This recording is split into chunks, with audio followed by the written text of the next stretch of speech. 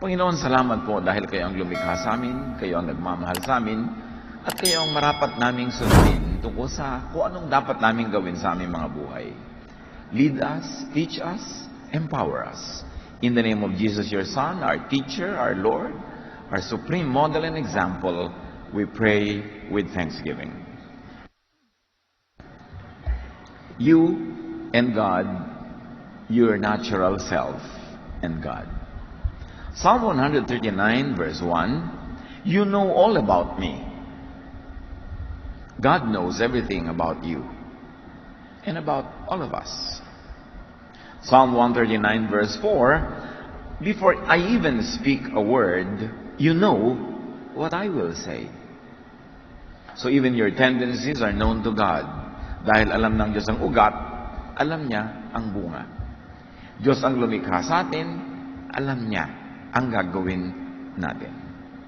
Psalm 139 verse 13, you are the one who put me together inside my mother's body.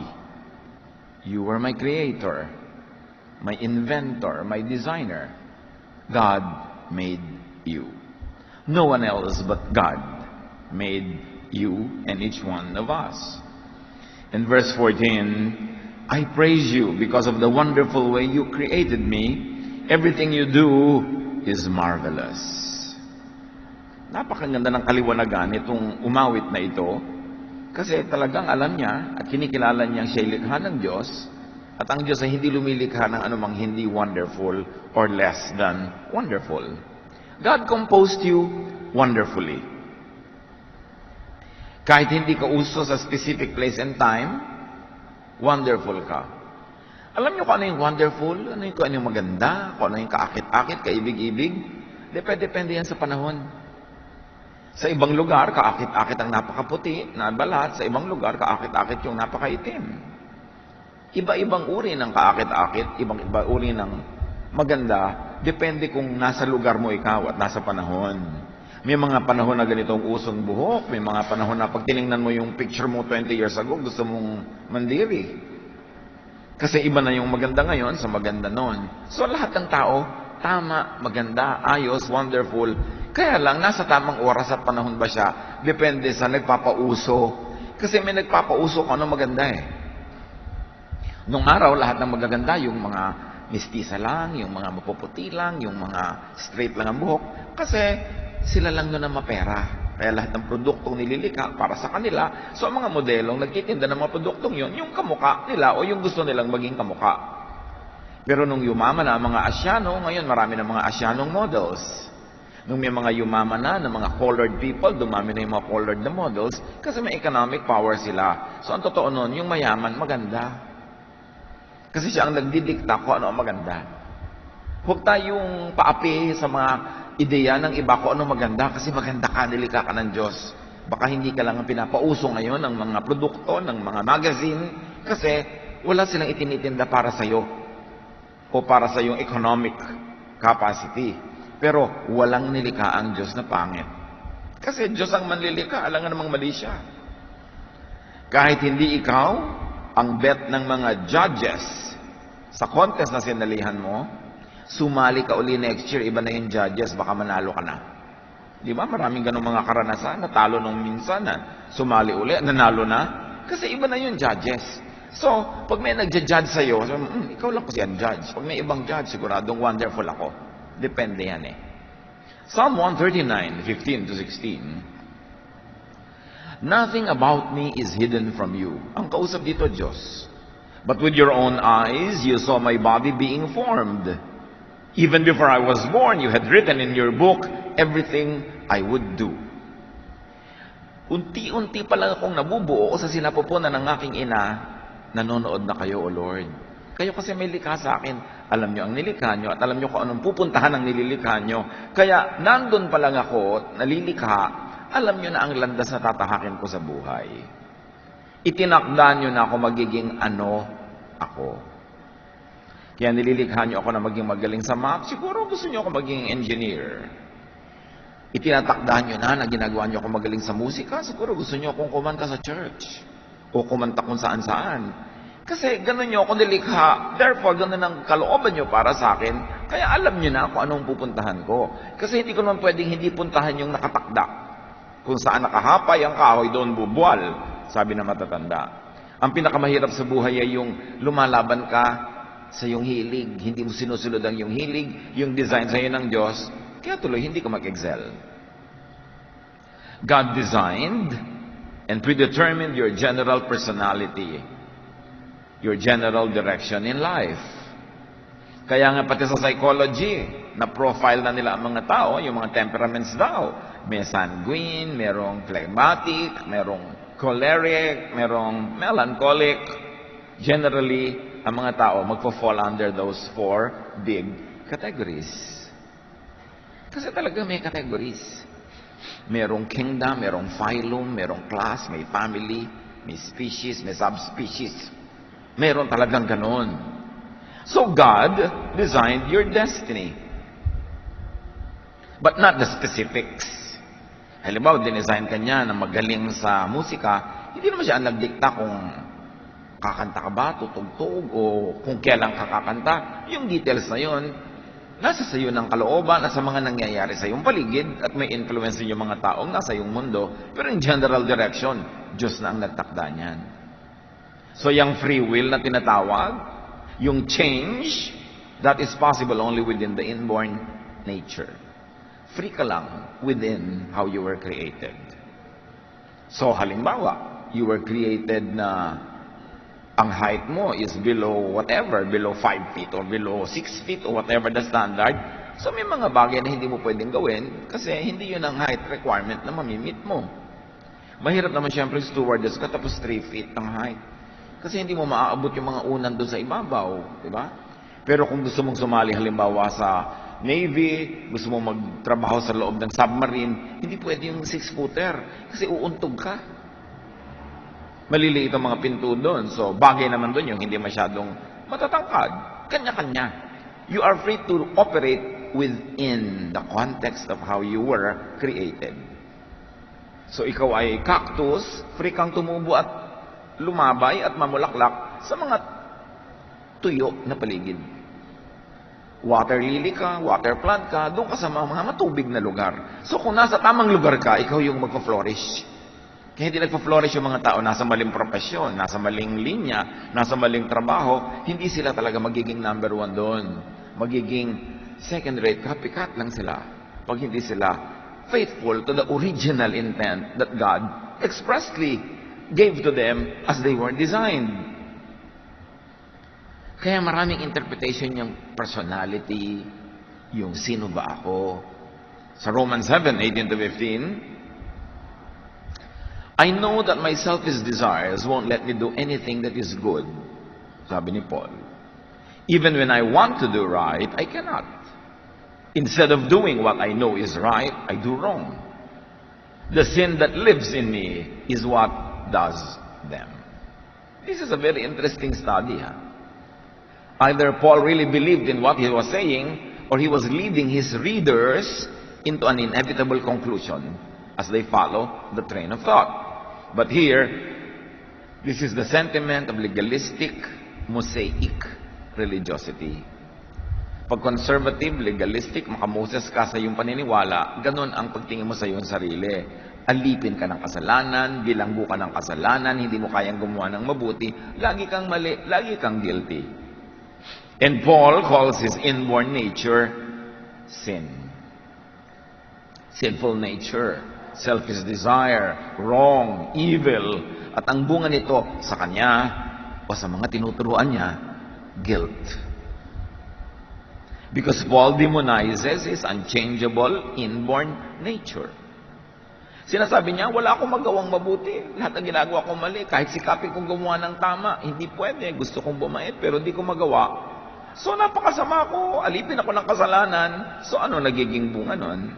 He demonizes his unchangeable inborn nature. Siya na rin naman may sabi, hindi pwedeng palitan to. Kahit anong gawin ko, hindi mapalitan. Like many religious people, demonize what is natural. Napakauso sa maraming mga conservative religious sentiments to demonize desire.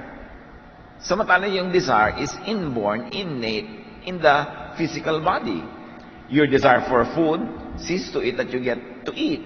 Your desire even for sexual activity sees to it that there is procreation among the human race. Kasi mahirap yata yung sexual activity na kung hindi yan desirable, nobody will do it kasi nakakapagod.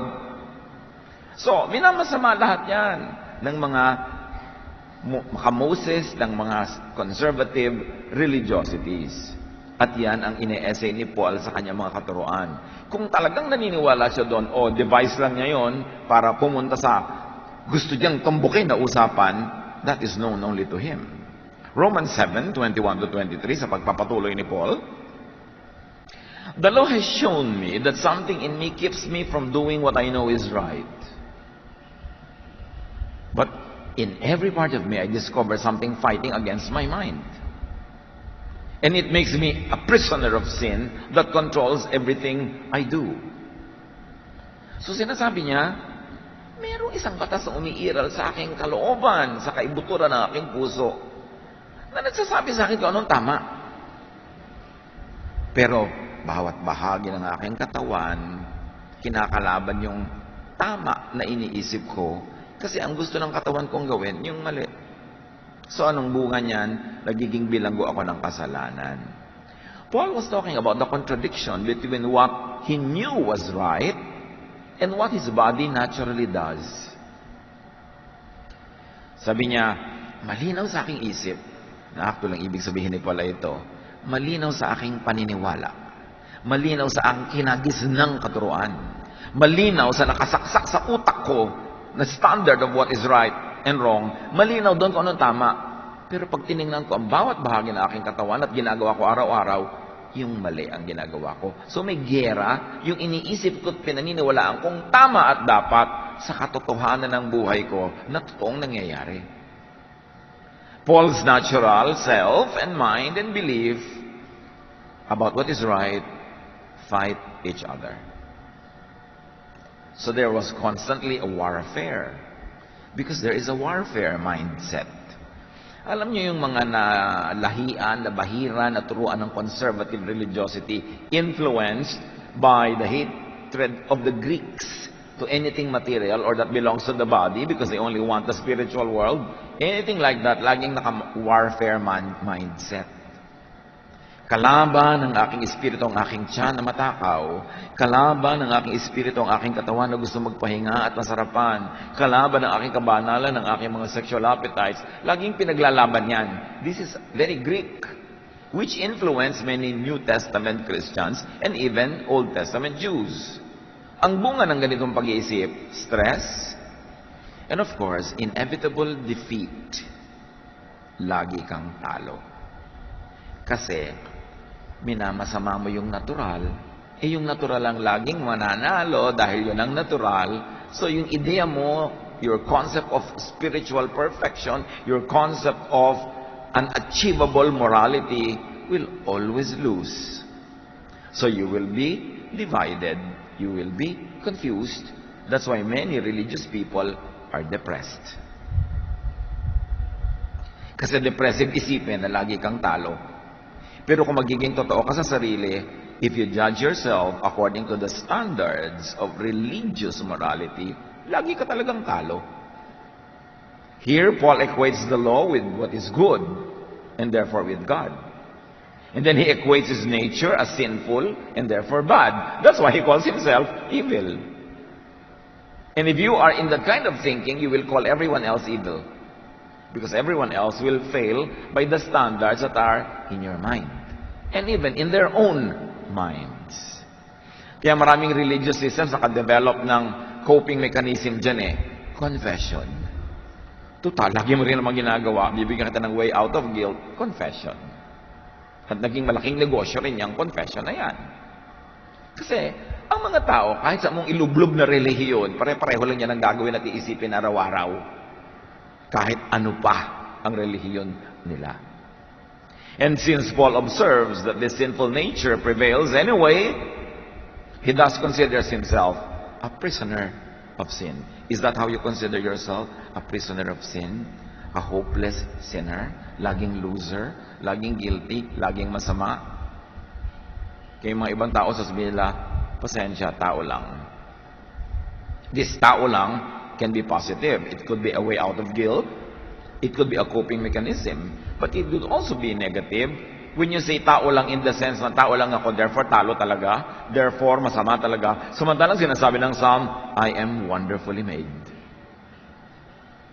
So pag sabi mong tao lang ako, to mean talagang masama ako, marumi ako, hindi totoo that you were wonderfully made. So Paul problematizes what controls him, the way he was designed, his nature.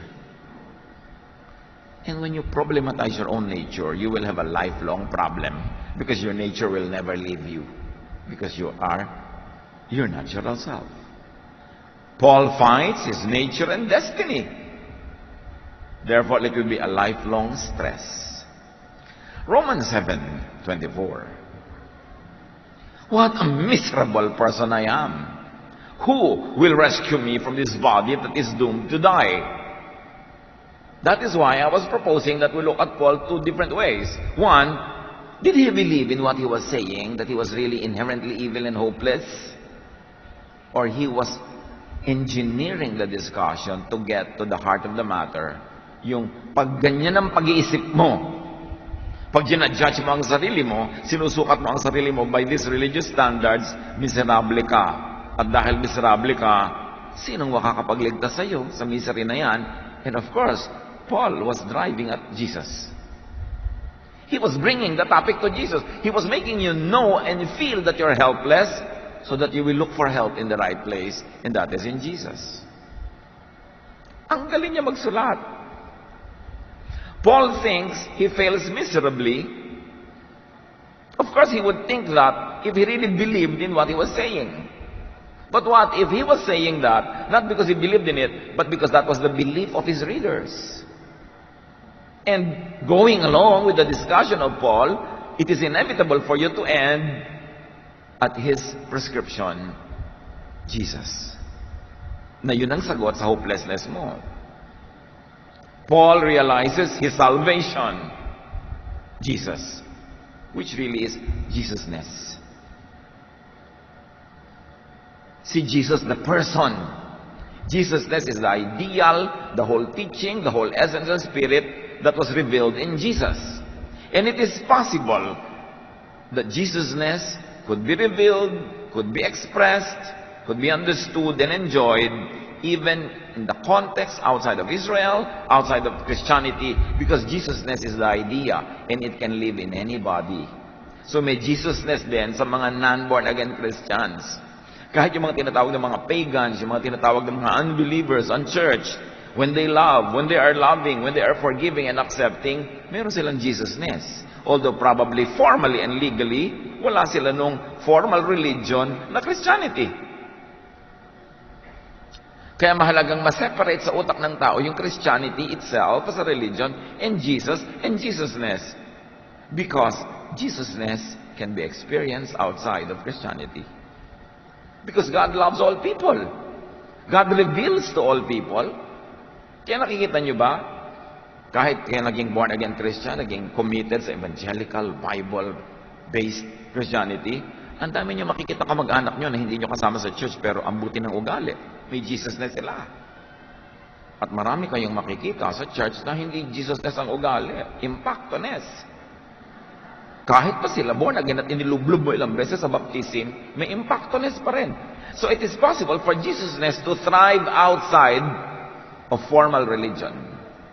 Siyempre, press release lang ng mga religion. Sa kanila lang may salvation. Para doon ka mag-member at doon ka mag-ambag. Pero pwede bang ikulong ang Jesusness sa wall ng church, ng anumang relihiyon? That's why it's important to understand the spirit of Jesusness. Jesus is the person. Jesusness is the idea, the Spirit of God revealed in the person of Jesus. And that same idea could be revealed elsewhere, in other times, in other places. Other people can also experience the love of God kahit hindi sila narating ng mga Christian missionaries. Yung franchise ng missions, yung franchise ng mga churches and religions, press release lang yon para masolo nila ang mga converts. But the Spirit of God fills heaven and earth. The earth belongs to the Lord. Hindi pwedeng dumating lang ang Diyos sa Pilipinas kasama ni Magellan noong 1521. Siyempre, yung spirit of Jesusness had always been with the people who are loving, who are caring, who are forgiving, and accepting. And that spirit saves. That spirit, that mentality, that understanding will bring you into the presence of God, with or without formal religion. Hindi naman kasi pwedeng masolo ng relihiyon ng Diyos. Nauna ang Diyos sa relihiyon. Yung mga relihiyon, mga franchises yan, mga licenses, mga pag-aangkin sa Diyos. Pero hindi pa aangkin ang Diyos kahit kaninong religion. Kaya importante maintindihan natin the spirit of Jesusness that was in Jesus. Because it can also live in you, it can live in other people. So, yung sinasabi ni Paul na napakasama ko, wala akong pag-asa. Is it a Pauline belief? A Pauline teaching? Or just a Pauline device to drive his readers and his listeners to the inescapable conclusion that outside of Jesus, they will only be in Moses, they will only be in legalistic religiosity, they will always be condemned. But clearly, Paul believed and taught grace. Paul believed and taught life through Jesus. And he very clearly also taught death through Moses, through the law. Sa lahat ng nagsulat diyan sa collection ng New Testament, napakalinaw ng pagkakaunawa ni Paul sa binigay ng Diyos na kaligtasan sa mga tao through Jesus and Jesusness. Now, the general essence and direction of individual personality is predetermined by unique inborn traits. Balik tayo sa yung natural self mo. Yan kaya ang tinatawag nila na genetic configurations, na talagang ikaw ay ikaw. Yung sinasabi na matatandang ang mangga ay hindi mamumunga ng santol, na madalas ay tinitingnan nila ang magiging ugali mo pag tinignan nila ugali na yung magulang at mga ninuno. There is a basic foundation that determines the general design. And only details and finer points could be altered or improved. Nilikha ka, yun ka na.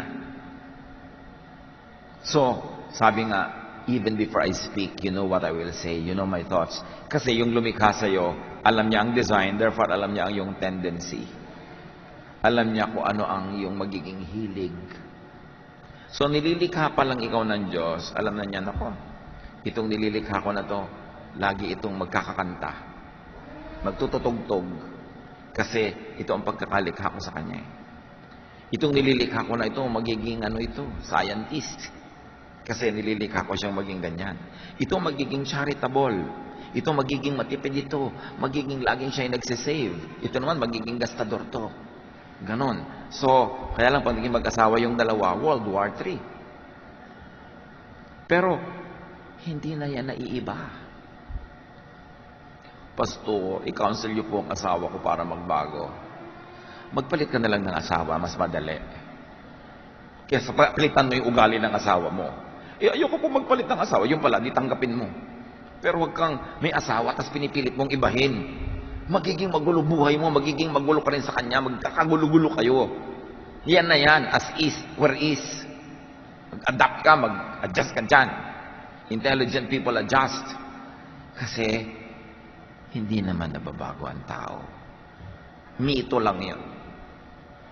Bakit po nung na-born again yung isang pinsan ko, bigla nagbago? Pag-usapan natin yan maya-maya. Itanong mo kano nangyari after 6 months. That is why Psalm 139 verse 4 says, before I even speak a word, you know what I will say. Kasi kilala ka ng Diyos. Pagka ganito, magagalit yan. Pagka ganito sinabi mo, papautangin ka niyan. Alam ko ugali niyan. Ganito siya. At pag pinagsama-sama mo lahat yung mga nilikha ko na yan, magkakaroon ng kumpletong pamilya, kumpletong community, magiging colorful and beautiful. Gusto mo ba lahat ng kasama mo, kamukha mo, kaugali mo? Kaya nga sa church, iba-iba yung gift na binigay para pag nagsasama-sama tayo, kumpleto rekado. Alam nga naman ang luto, puro bawang. Siyempre, gusto mo mag-isa, may bawang, sibuyas, kamatis. Para masaya. Ganun ang buhay. Iba-iba ng papel. How come children from the same parents could be so different? Pagka may kilala kang isang tao, hangang-hanga ka, gustong-gusto mo siya. Nung makita mo yung kapatid, sabi mo, ay, paano naging magkapatid yun? O kaya meron naman isang taong diring-diri ka sa kanya, yung hindi mo siya maintindihan. Nung makita mo yung kapatid, wow, biglang hanga ka. Kasi hindi lahat ng magkakapatid pare-pareho. How come children could be so different from their own parents? Genes. Ang sagot ng science dyan. Sabi na matatanda, lahi, dugo. Kasi, nananalaytay sa ugat mo, nasa dugo mo, nasa every single cell of your body, yung genes ng lahat ng mga lolo't lola mo, both sides, sa father side and mother side, pabalik kay Adan at Eva, nasa iyo yan.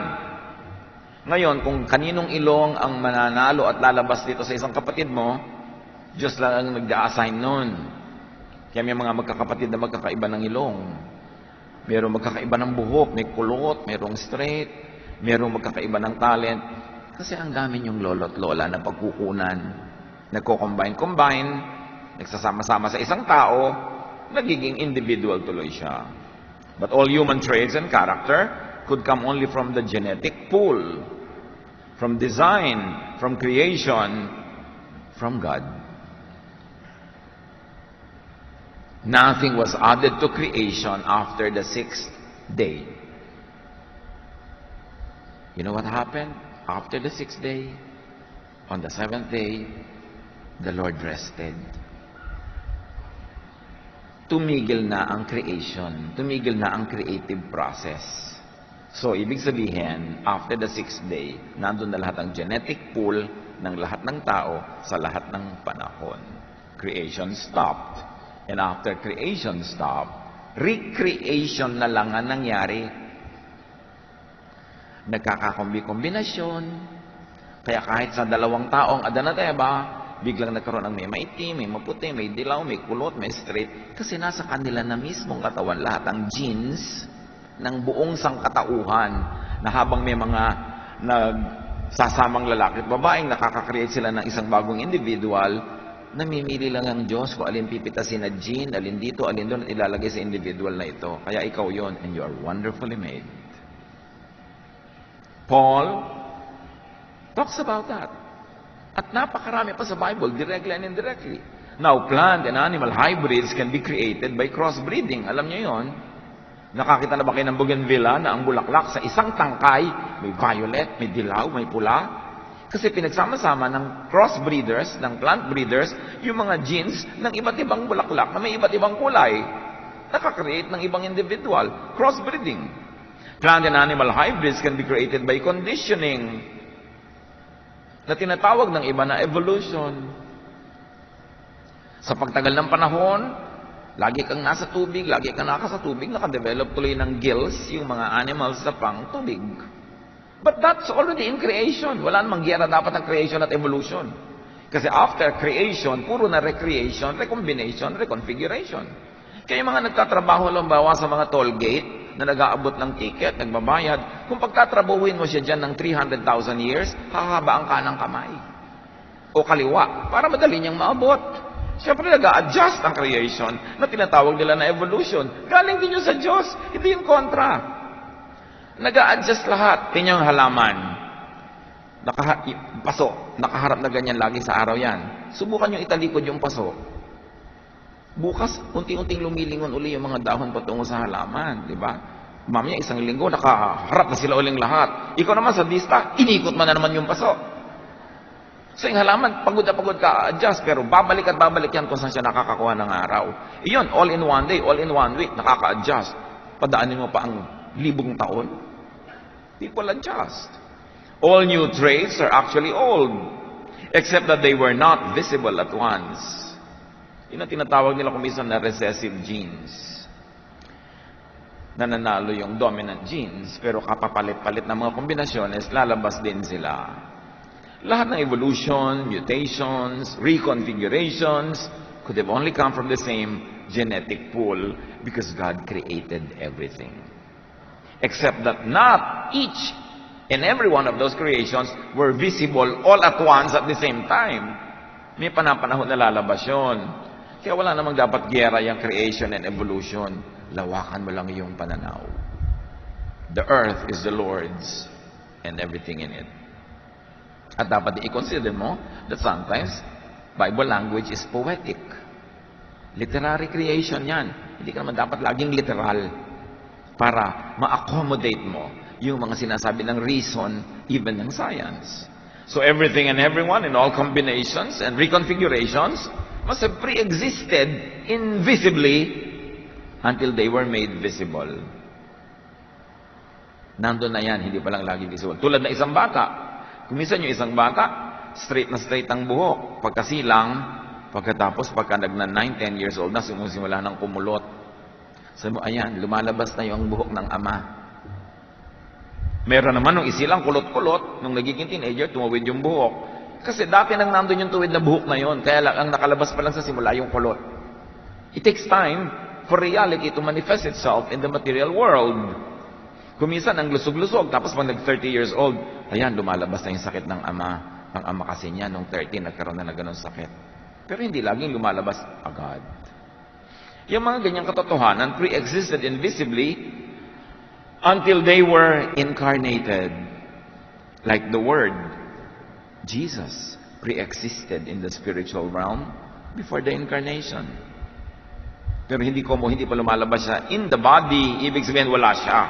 Nandun siya sa ibang dimension. Pero pag niloob ng Diyos na ilabas na sa ating physical, earthly dimension, doon pa lang natin nakikita. Ephesians 1:4, even before He made the world,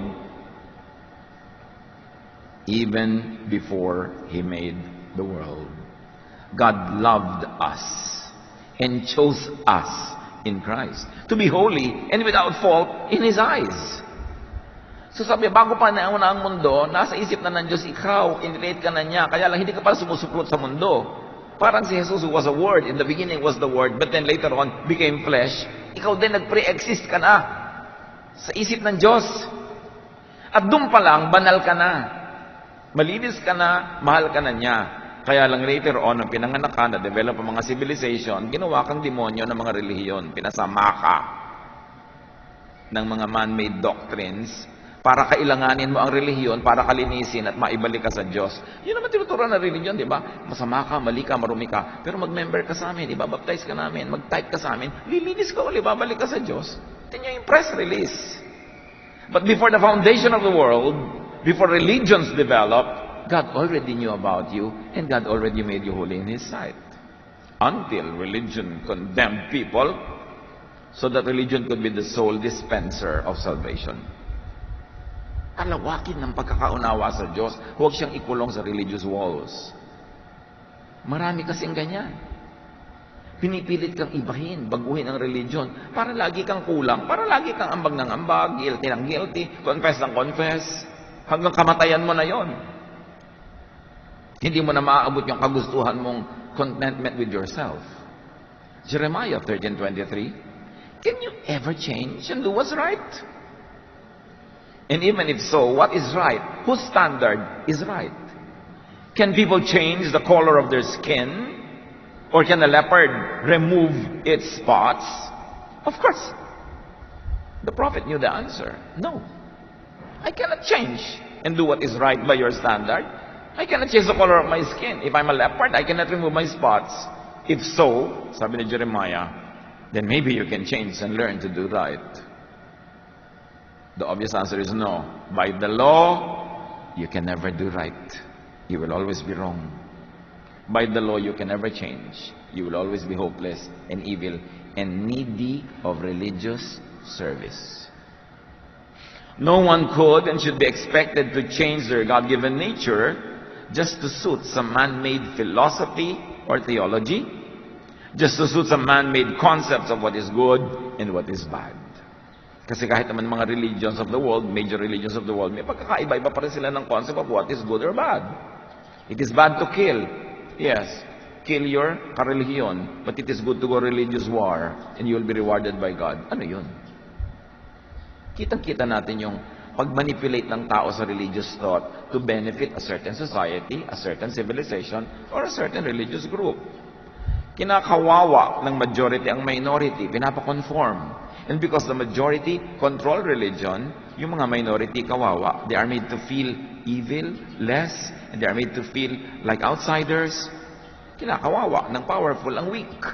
Hindi na dominate. Kaya maraming inventors ng doctrines, ng concepts of what right and wrong. Civilizations, ancient religions promote doctrines that serve their interest. This is social engineering. So it is all right to kill people who don't belong to our tribe. It is all right to kill people who don't belong to our religion. It is all right to dispossess people of their lands. Dahil gusto ng Diyos, atin tong land na to. Do you think God will really do that? So sabihin ng Diyos, kill the women, kill the children, kill everybody, and get the land? O press release ng land grabbers. And they say, sabi yan ng Diyos.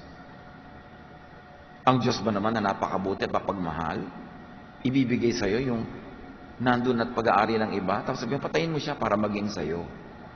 You should critique even religious thought. Titingnan mo, sino nagbe-benefit sa teaching na to? Sino yung na-empower? Sino na-disempower? And you will begin to know if it's man-made or not.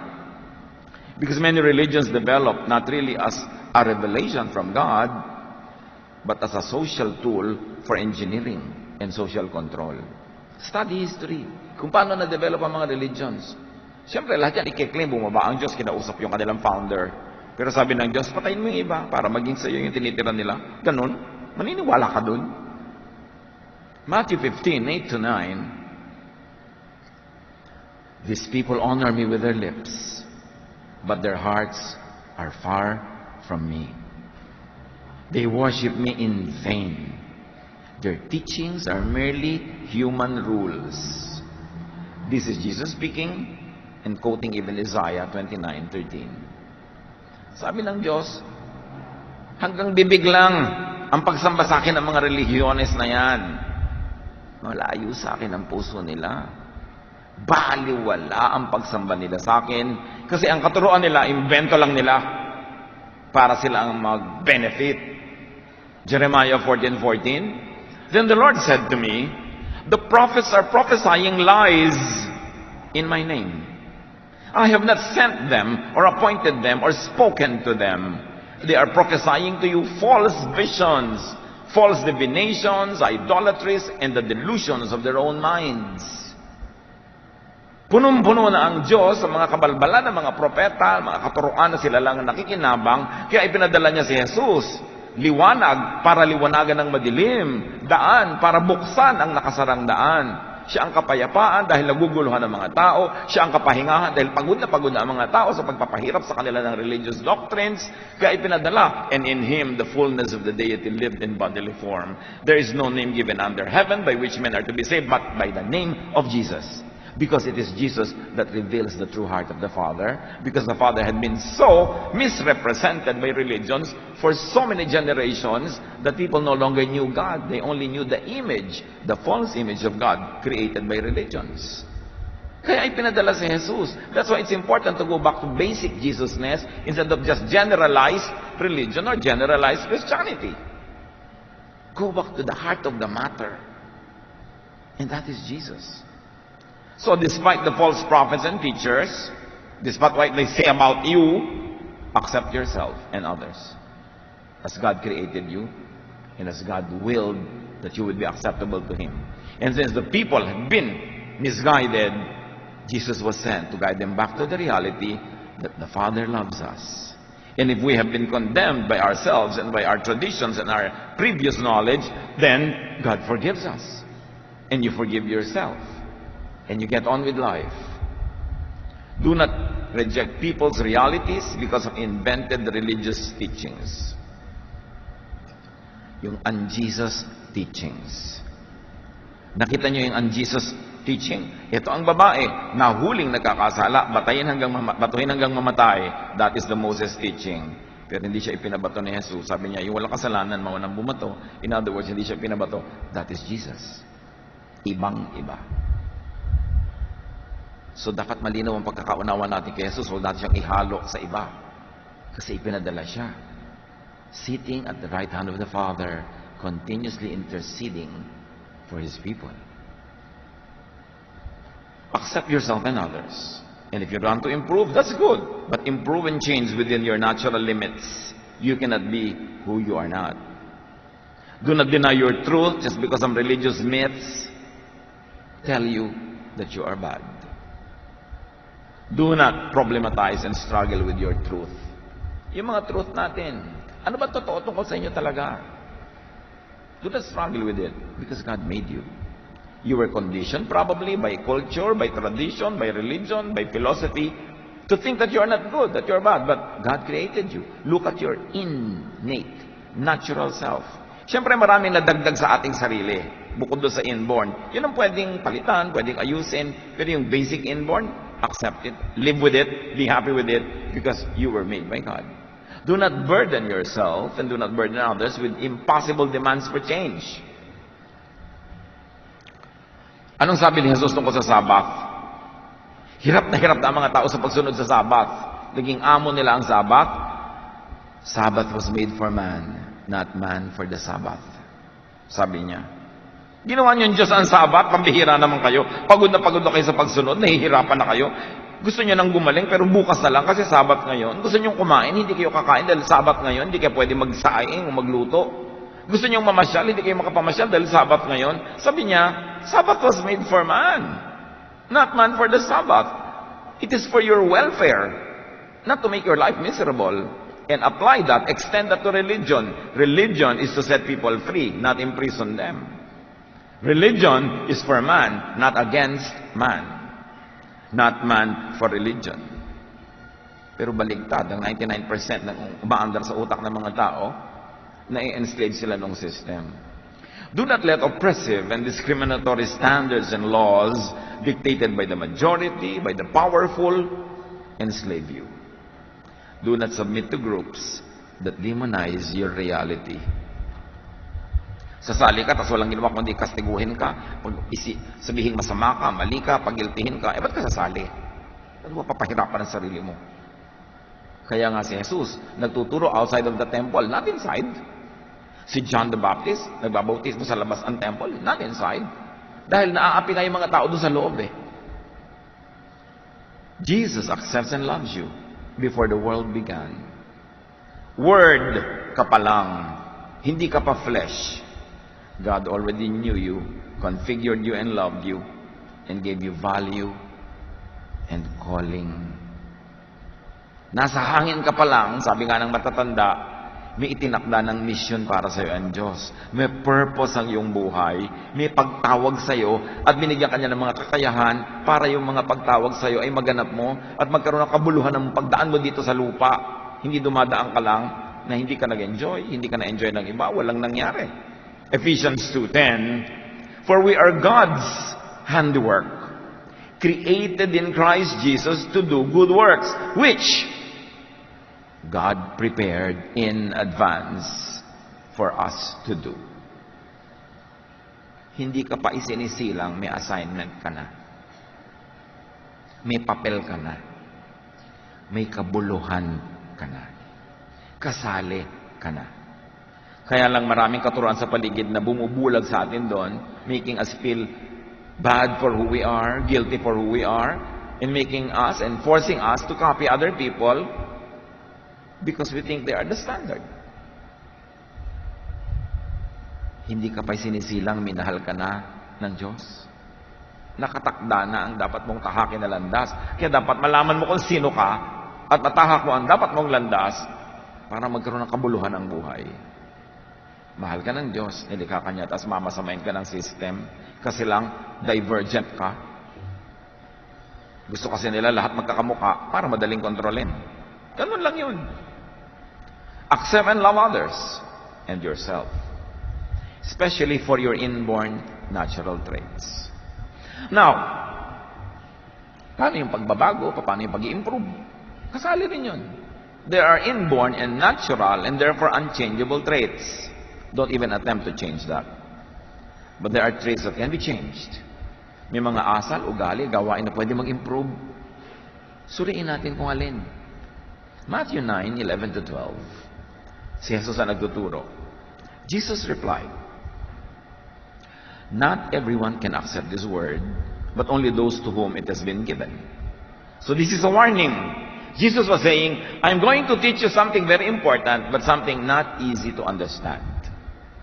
It can be understood only to whom it is given, only to whom it is revealed. Hindi sinabing ipagdadamot ng Diyos ang kahulugan. Ang ibig sabihin lang, pumwesto ka para tumanggap ka rin, lumagay ka sa tama, ibukas mong yung isip para maintindihan mo itong ituturo ko sa'yo na mahirap tanggapin sa mga nakasarang utak. Sabi niya, not everyone can accept this word, but only to whom it has been given. For there are eunuchs who were born that way. These are certain types of people. There are eunuchs who were born that way. So Jesus is saying there are types of persons who are born that way. Hindi nila nilikha ang sarili nila. Hindi sila nag-decide maging that way. They were born that way. And there are eunuchs who have been made eunuchs by others. O naging eunuch lang yan ngayon kasi nakondisyon. Napilipit, dinala doon. There are types of persons who were manipulated to become the person that they are now. And then there are those who choose to live like eunuchs for the sake of the kingdom of heaven. So there are the types of persons who are like that personal choice. Sabi ganon, tatlong uri ang tao ha, yung basic pagkatao niya. Merong born that way. Hindi siya ang nagpasya, hindi siya ang gumawa, Diyos. Born that way. Meron naman, iba siya, born another way, but raised in a way that subverted the original design. Nurture. Ni-nurture siyang maging ganito. Pinilit siyang maging ganito, pinilipit siyang maging ganon. So ngayon, pilipit siya. Hindi siya talaga yan. Napilipit lang siya. So pwede mo yung tanggalin ang pagkapilipit, pero mahirap, masakit at matagal, pero pwedeng baguhin yan kasi hindi naman siya born that way eh. And then there are those who are there, who are like that because they choose to be like that. So, ganyan siya kasi pinili niya. Therefore, pwede ngayon din, araw mismo, palitan niya yung sarili niya kasi pwede siyang pumalit. Kasi pinili lang niya eh. So pwede siyang pumili ng iba naman. And the one who can accept this, sabi niya, so should accept it. So according to Jesus, people are what they are because of nature, inborn, because of nurture, conditioning, and because of choice. It is their free will that operated. So despite religious experience, sa kabila ng isang katerbang pagka-born again, pagbabasa ng Bible, pag-attend ako ano-ano mga seminar at mga relihiyon, born this way people cannot and will not change unto the idealized, but to them is an unnatural persona. Kahit anong lublob sa relihiyon ang gawin mo sa isang tao, yung born that way will not be changed. Hindi siya mababago. Napaka-unfair at napaka-lupit. Expected mo siyang magbago, palitan yung inborn nature dahil lang na-born again siya. Dahil natural should not mean normal. Normal means only the majority. It's common and usual. Pero may mga tao na yung natural nila is the abnormal, meaning hindi sila katulad ng nakararami, minority sila, uncommon, unusual. Pero yun ang natural nila. Born that way. Cruel yung sasabihin mo, hoy, born again ka na, dapat magbago ka na. Meron mga, hoy, born again ka na, naninigarilyo ka pa rin. Yung pala, acquired yun na-addict na siya. So kahit siya kumain ng pages ng Bible, secret pa rin siya naninigarilyo. Kasi, it is an acquired behavior. Hindi yun born that way, ha? Kasi hindi naman siya pinanganak na naninigarilyo. Pero na-acquire, naging habit, na-nurture, it can be changed, but only when re-nurtured, reoriented, retrained. It takes time. So, kung expect na born again lang siya ngayon, iba na siya bukas. Hindi applicable yung mga ganyang expectations sa mga born this way. Those who were pressured, dahil ang ina-expect ng lahat, ng mga church bullies, hoy, born again ka na, dapat ganito ka na, dapat born ka na, biglang naging ganyan na siya, na-pressure lang yun. Posing as changed would only backslide.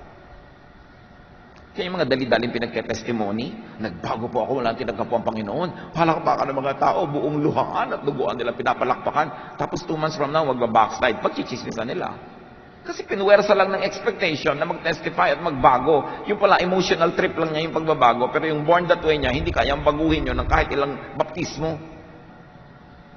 Pagkatapos i-condemn siya ng church na kahapon lang nagbubunyi sa kanyang testimony. Pinwersa kasi siya magbunyi at mag-testify sa isang bagay na napilitan lang pala siya. Now, people who are made eunuchs by others, the second type, conditioned, nurtured people could change, as we were saying, but only by effective reorientation and through a long process. So kung meron siyang learned behavior, now considered sinful or wrong, pwede yun ma-unlearn by living in the opposite type of behavior for a long time, para ma-deprogram siya. Learned behavior can be unlearned, conditioned could be reconditioned, oriented could be reoriented. Ito yung mga pwedeng, binabago na siya ng Diyos. Work in progress. Pwede yon. So may mga naboborn again, tumatanggap sa Panginoon na hindi nagbabago kasi inborn. Meron namang nagbabago kasi acquired and learned behavior lang. Pwedeng palitan by re-education. This could so easily revert also to acquired persona. Pwede rin siya mag-backslide. Kasi habit, force of habit. So huwag ka masyadong cruel sa tinatawag na nagba-backslide. Now, the third type, people whose affected personalities were chosen by them could choose to change. Yun yung nagpasya po ako na sumunod sa Diyos at baguhin ang aking buhay. Kaya mong gawin yun because once upon a time, nagpasya ka rin na ganyan ang gawin mong buhay. Choice mo. So pwede mo rin palitan by choice. This change could be quick and sustainable at yan yung dali-daling itinetestify ng iba. Kaya hindi tayo mahilig magpa-testify kasi marami tao na papasubo. Pagkatapos, pag hindi na napanindigan yung testimony nila, lalapain sila ng the same church na nagbubunyi nung nagte-testify sila. So, yun yung talagang pwedeng binago na talaga. I have decided to follow Jesus. Kasi kaya mong desisyonan. Pero hindi ko pwedeng sumunod sa isang bagay na against your inborn nature. Magkukunwari ka lang. Magpapanggap ka lang para aproban at palakpakan ka ng mga tao.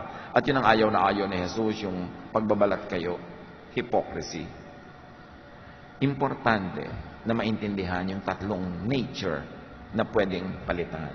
Inborn nature, acquired, na hindi lang talaga nature kasi acquired lang, yun ang pwedeng palitan. At yung decided lang, pwedeng to decide against it and to choose another. Jesusness sets people free from wrong-headed expectations, from judgment, from rejection, and from stress. Why will you judge someone if God made him that way? Romans 7:24-25. Kaya ang ending ni Paul doon sa kanyang thesis, what a wretched man I am. Gusto kong bumayat pero di ko magawa. Who will rescue me from this body that is subject to death? Thanks be to God who delivers me through Jesus Christ our Lord. So yun ang ending ni Paul. So kahit anong gawin ko, masama ako, mali ako, buti na lang may Jesus na nagsasabing, hoy, guni-guni mo lang na mali ka. If you were born that way, God made you that way, di hindi ka mali. Pero, may mga mali ka talaga because you were nurtured to be that way, then you can reorient yourself. Pagsikapan mo, tutulungan ka ng Diyos para bumalik ka sa true inborn nature mo at umalis ka dyan sa na-influence ka lang. At kung yung ginawa mo, choice mo lang gumawa ng mali, you can easily choose to do what is right. Jesus sets us free to be ourselves. To be free from expectation against your natural self, and to be free from all the pollution and all the manipulation done by misnurture, and to be free from all the wrong things that happen because of our wrong choices. So accept, appreciate, celebrate how God created you and every other person, not only you. Do not fight with the Maker to conform to man-made standards and expectations. Sa Bible mismo, sinabi ng Diyos, huwag kayong makinig sa kanila, imbento ang mga katuruan nila. Paano nyo malalaman kung alin sa ating mga religious beliefs ang imbento lang pala at hindi galing sa Diyos? Salain nyo kay Jesus. Kaya may mahalagang Jesus filter. Kaya may Jesusness. Lahat ng turo ng lahat ng tao, lahat ng nilikha ng Diyos, lahat ng mga mangangaral, salain kay Jesus. Kasi si Jesus lang ang the way, the truth, and the life. Siya lang ang tunay na anak ng Diyos. Siya lang ang tunay na nagsakatawang tao na salita, na berbo. At sinabi ng Panginoon, ang Ama sa langit, "This is my Son with whom I am pleased. Obey Him." Ano man ang nakatira dyan sa utak niyong religious concept of what is right and wrong, who is right or wrong, salain kay Jesus. Siya lang ang standard. At sa Kanya lang tayo lalaya. Sa Kanya lang tayo magkakaroon ng kapahingahan.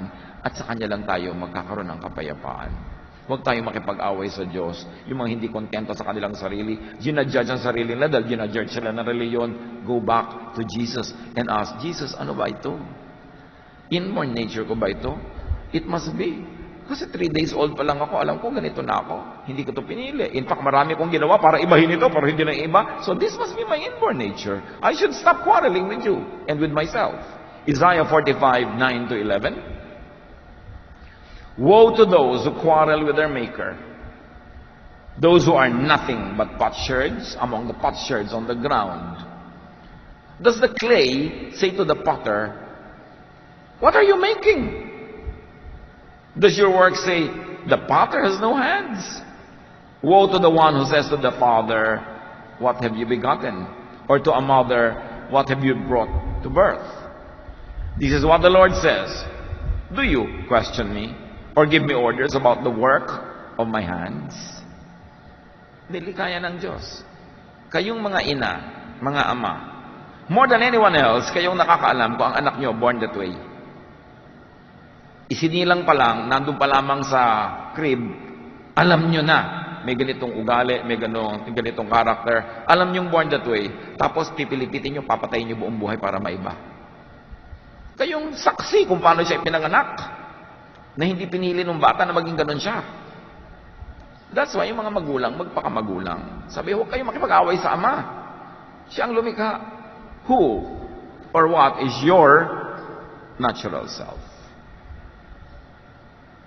Suriin na natin mga sarili natin. Inaaway nyo ba sarili nyo? Inaaway nyo ang Diyos? Inaaway nyo yung iba? No, you're born that way nature. Accept it. Thrive in it. Enjoy it. Know your nurture character and re-nurture. If it is not in conformity with Jesus-ness, know the choices you have made about yourself and make other choices if the choices you have made before are not in conformity with Jesus-ness. But if they were, continue to choose that way. At tanong din, what is your kapwa-tao's natural self?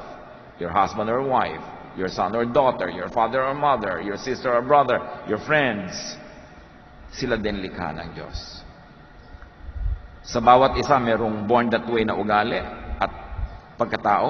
Meron namang nurture lang at meron namang choice lang. So, tatlong uri ng operation. Do not expect yung mga born that way na magbago tulad ng mga taong who chose to be that way or who were just nurtured to be that way. What needless struggles and stress do people go through as they force themselves and others to suit man-made religious and social ideals? God sent His Son to set us free. Matthew 11:28-30, sabi niya, "Come to me, all of you who are tired and heavy laden, and I'll give you rest. Take my yoke upon you and learn from me. My yoke is easy, my burden is light, and you will find rest for your souls." Yun ang gusto ni Jesus para sa atin, rest. So stop contending with your Creator and stop contending with your kapwa creation.